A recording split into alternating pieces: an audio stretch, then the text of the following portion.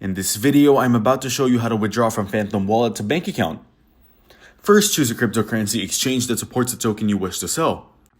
Then make sure the exchange is reputable and available in your country, such as Binance, Coinbase, KuCoin, or Kraken. If you don't already have an account on the exchange, create one and complete any necessary KYC/AML verification. Once your account is set up and verified, find the deposit or receive option for the token you're transferring. The exchange will provide you with a deposit address. It's a good idea to confirm with the exchange that they support the specific token you're transferring, as sending unsupported tokens may result in them being unrecoverable.